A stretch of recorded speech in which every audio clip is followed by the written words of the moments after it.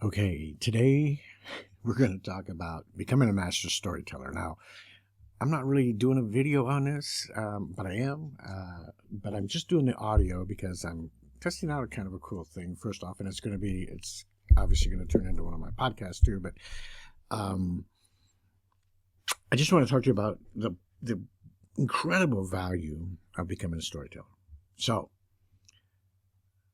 let's just get into it. Okay.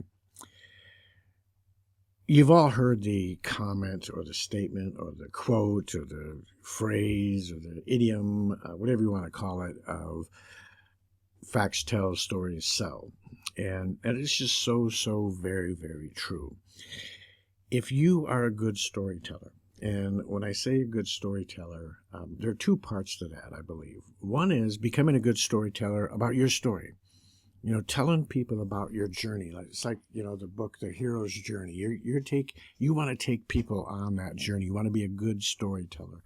And it's not a matter of, being an actor or an actress at telling the story. You just want to be able to get better at telling the story. Not so much, here's my story. I started out, I had some troubles, I had some problems, I had some difficulties, and now I did good. I learned a few things, and I'm good, right? Because people want to hear kind of the struggle. They want to hear what goes on. But there's a lot of other stories that are involved. And I'm going to give you an example. I was telling a story on a video the other day in a training about customer service. And here's kind of how the story went. We have Newfoundland dogs.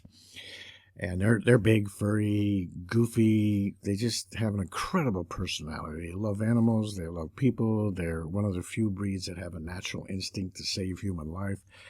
But they're big. Our puppy, who's 4 years old, is pretty much close to 200 pounds. He's a big boy, but he's just a goofy, and he just wants to be, he thinks he's a lapdog, right? And my wife is on a number of Facebook groups with other Newfoundland owners.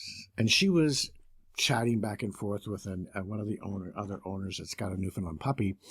And she was telling my wife that this puppy chewed up her favorite pair of shoes. And she was so disappointed in him and irate with him and everything. But she went out to Amazon and she ordered another pair of shoes. And when she got those shoes, they didn't fit right and they weren't exactly what she thought they were going to be. So we know Amazon, they're great at sending things back. She printed out the label, boxed them up, put the label on there, had everything ready, put them on the kitchen table, went outside to do some things, came back in, and her puppy had gotten on the table, probably just stood there because they're as tall as the table, and opened up the box and chewed up the shoes.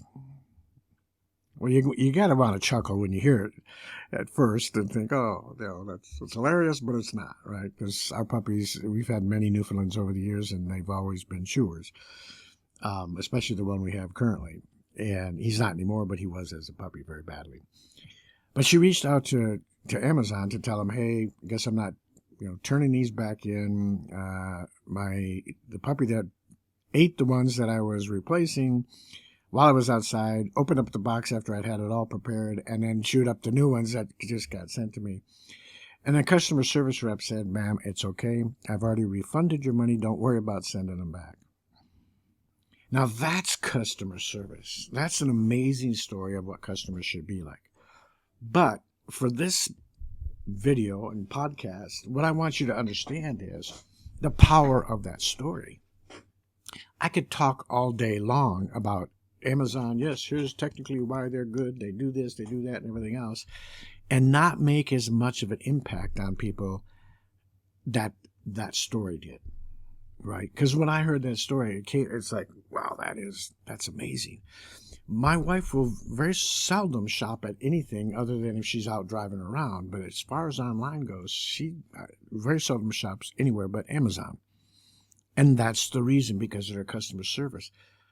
Now that's the benefit, the feature, if you will, of shopping with Amazon is their great customer service. But the benefit is everything that comes along with it, the ease and just the peace of mind that if I do get something and it's not what I want, man, it's so easy to send it back. It's no hassle, it's all of those benefits that really make you want to shop at Amazon every chance you get. So if you understand that it's not the features and the technical aspects of things and everything else, at the end of the day, it's how it makes you feel. And that's what your marketing should be.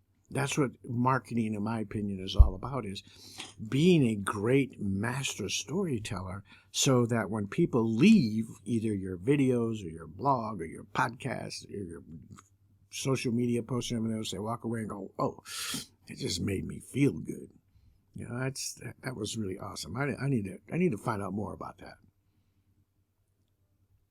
Because all of the technical facts in the world and all of the features in the world of what things do, when it comes down to it, it's the emotion that sells, right? It's the emotion that really sells. And hence the age-old adage of, facts tell, stories sell. Now, I'm not suggesting that you get rid of the facts and everything else, because people do want to, make sure that it is a legitimate and it is a reasonable product or whatever you're selling, right? Whether it's a digital product, a health product, a makeup product, a outdoor, product for camping or whatever it might be. They want to know that the features and the statistics and technical aspects of it do what they need to do. But their first grasping of connecting with you is how you make them feel, right? It's how you make them feel. So you need to become a master storyteller. And the second part of that is you need to become a master storyteller collector, a collector of stories. Because your story, especially when we're talking about your hero's journey, your story may not resonate with everybody, and most likely won't. But if I can be talking to you and say, you know what, this reminds me of Sally. Let me tell you a little bit about her story. And that story resonates more with the person that I'm talking to. Again, I can still elicit that emotional tie, that emotional response that I'm looking for to make them feel the way that I would like them to feel when they depart, or when they leave, our conversation and our connection. Because it's all about building those connections, right? We understand that a lot of what we're doing is trying to build, the majority of what we're doing, in fact, the most important thing we're trying to do is build that connection. So that's the becoming a master storyteller and story collector. That's the first thing about marketing that is so important. And the second thing about marketing that goes hand in hand with this is building those connections. So how do you build those connections? You become a storyteller, right? That's how you build those connections. That's how you build relationships. That's how you build connections. That's how you get that audience that is, sitting on the edge of their seat, waiting for the next thing that you have that you can either give away to them or offer them they're willing to buy, right?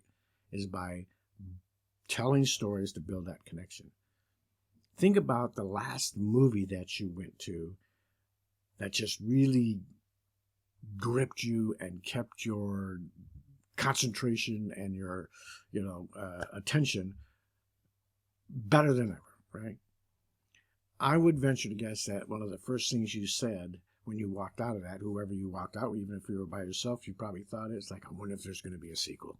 I wonder if they're going to do another one of these. That was so good, I hated to see it end. That's a good storytelling movie, right? And I forget which.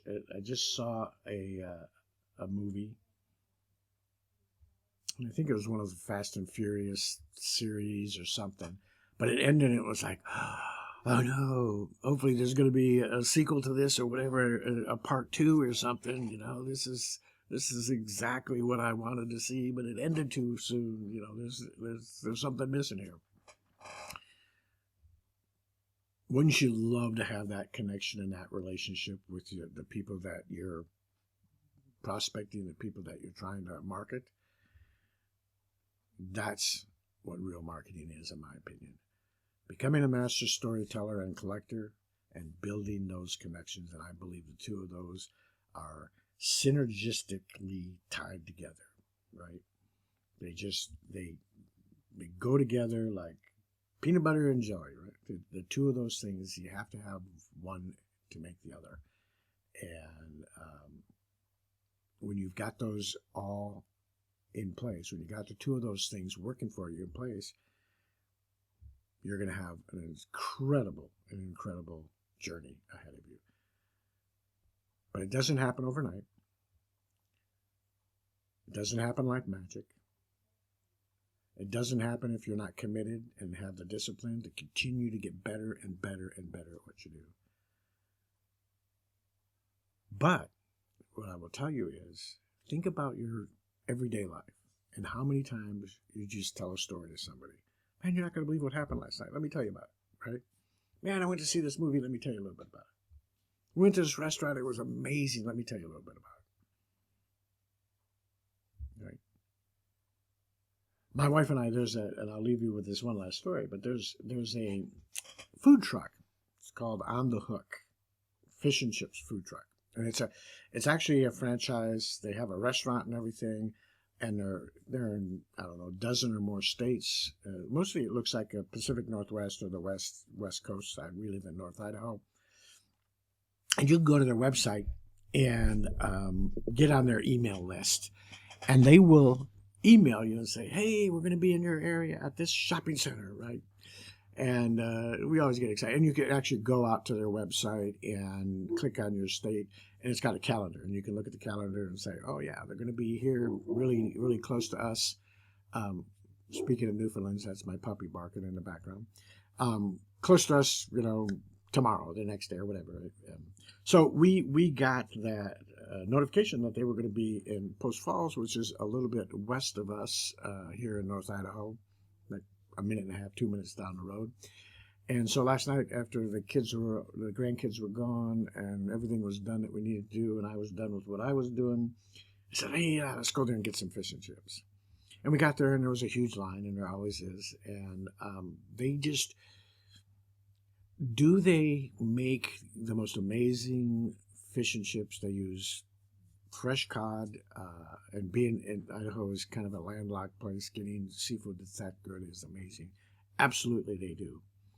But a lot of what draws people is the experience. You're standing in line, it was a beautiful day. It was 75, 78 degrees out here in North Idaho, clear blue sky. It was like 3 o'clock in the afternoon, 3:30 in the afternoon.